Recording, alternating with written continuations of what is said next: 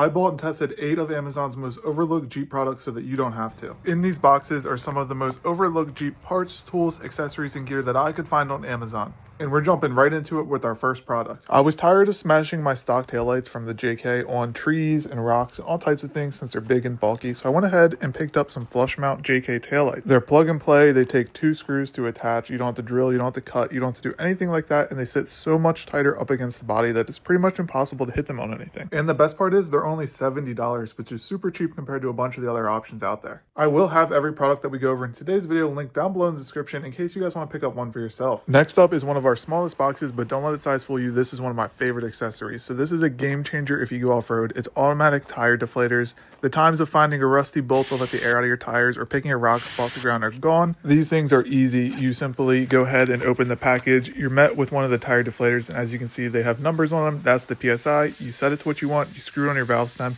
Personally, I usually set mine to about 11, but if you've watched any of my videos before, you know we always end up having to air down further when we finally make it to the obstacles. And then it automatically goes off when you reach your desired pressure. Best thing is this comes with 3 more, so you have 4 total, which allows you to do all 4 tires at the same time. However, I do have a detail to add on this. Now, this is a little interesting because there was a $100 option, which is the one I just showed you, and then there was a $20 option. I wanted to pick up both of them and test them and compare them to see if there's really a difference, and there really wasn't. So if you click that link in the description, you're going to see the $20 option. I think it's like 21 bucks. But it literally does the exact same thing at a fraction of the price. So I linked that one down below for you guys. Next up, we're moving into lighting. So for rock lights, there's a couple options that I would definitely recommend. For personal preference, I'm running the KC Cyclone V2s on my Jeep, and I actually have 8 of these little pods installed. I'm running one on the front and rear bumper. We've got one in each wheel well, one under each B-pillar, and one on the back bumper, like I said. And that's insane light output, crazy bright. You can see everything underneath the Jeep, especially on the rocks at night. Now, these come in at about $30 a pod, which might sound like a little bit expensive. However, rock lights are something you want to spend a little bit extra money and get a quality light. If you've ever searched rock lights on Amazon, you know there's tons of options, tons of different price points, and tons of different lights, so it could be a little bit confusing if you don't know what you're looking for. And I've tested most of these lights in past videos, and I can say without a doubt that these are the best rock lights I've ran, especially off Amazon, and the price really is justified when you get them on your Jeep and see the light output.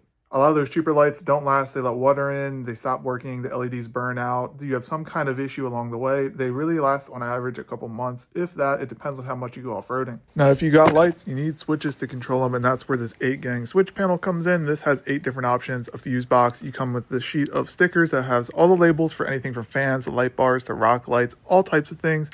This thing is nice. It also is really nice to have those inline fuses. That way you don't have to worry about anything going wrong. It also takes up a lot less room than rocker switches because if you build your Jeep, you know you need a lot of switches to control all the different accessories that you're installing on it. Now we're switching gears a little bit though. You drive a Jeep and I drive a Jeep, and we all know eventually that thing's going to end up on the back of a tow truck getting towed home.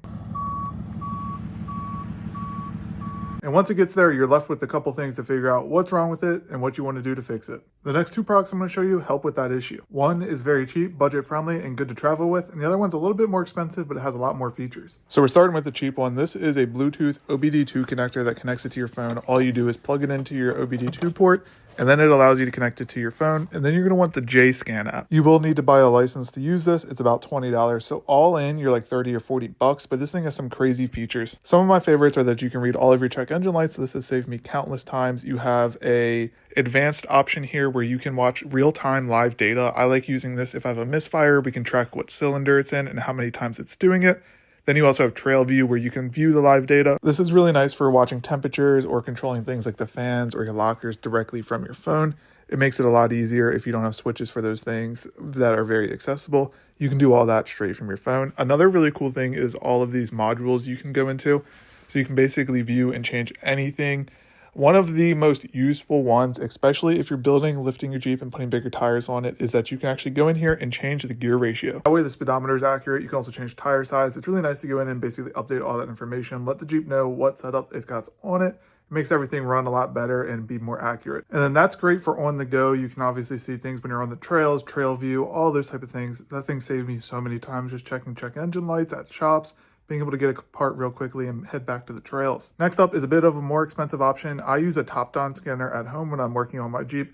It has a lot more options and you can do a lot more with the scanner. However, it comes with a bigger price tag. I believe the scanner was $400 or $500, somewhere in that range. However, if you're building a big vehicle or multiple vehicles, it definitely comes in handy and it's worth having a quality scanner. And this one I've been using for a few years now and can definitely recommend to you guys. Let's keep this video rolling though. We're on product number 7 and it's some new headlights for your Jeep. If you have any Jeep, you know how bad the headlights suck. I will admit the new JL LED headlights, they work really good. Anything else, absolute garbage. And I'll let you guys in on a little lighting industry secret is a lot of these small companies are actually the same lights that you're going to find on Amazon. What they're doing is they're importing them straight from the manufacturer, most likely from China. When they land in the US, they put them in their custom boxes. They might laser engrave their logo on the housing. And once they do that, they go up on their website for a 400% markup. So you're getting the same lights, you're just paying a whole lot more. There are obviously exceptions to that. A lot of the US made products are a lot more expensive. However, they are much better lights, but just a little input on the lighting industry. A lot of them are drop ship from China. Next up is a product I actually just used for the first time on my axle build, and it's this Seymour Weld-through primer, and it does exactly what the name says. It's primer that you can weld through.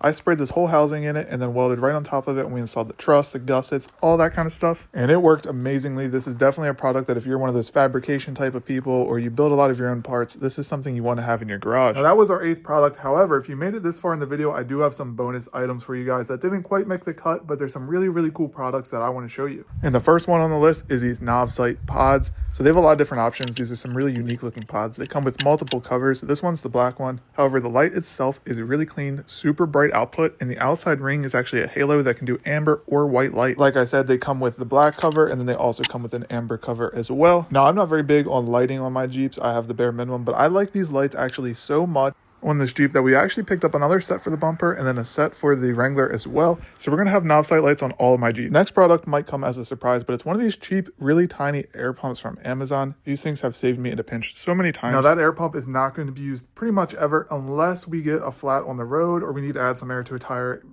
pretty much in a pinch if we can't get to a gas station or anything like that. That air pump's perfect. It takes up almost no space and it can add a couple PSI to my tire. It's not and never was intended to fill up a 40 all the way. It was intended to be a small, compact air compressor that can take up basically no space in the Jeep and save us in a pinch. Those are 2 bonus items that I'd recommend. Like I said, all the products we've gone over in today's video will be linked down below in the description for you guys to check out. I'm curious, did you guys like this style of video? Let me know what you thought of it. This is not going to replace our normal content. It's just going to be an additional video. Probably going to try to do weekly videos of a slightly different style. We're still going to have our off-road content. We're going to have our wheeling, building the Jeeps, the Grand Cherokee axle swap still underway. We've made a ton of progress on that, by the way, so stay tuned for the next video. All my old videos, they're going nowhere. We're still doing videos in that style. With that being said, I did have one more question for you guys. Is there any products that you think missed the list? Have you found any Amazon overlooked products that you love for your Jeep or off-roading adventures? If so, let me know down in the comments. I'm curious to see what you guys have found and possibly pick up a few to test for another video in the future. As always, thank you guys so much for watching the video. The support has been crazy on the last couple of videos, so I really appreciate it. Stay tuned for more content. If you enjoyed this video, make sure you guys go ahead and subscribe to the channel and drop a like on this video. As always, I hope you guys have a great day, and I will see you in the next one.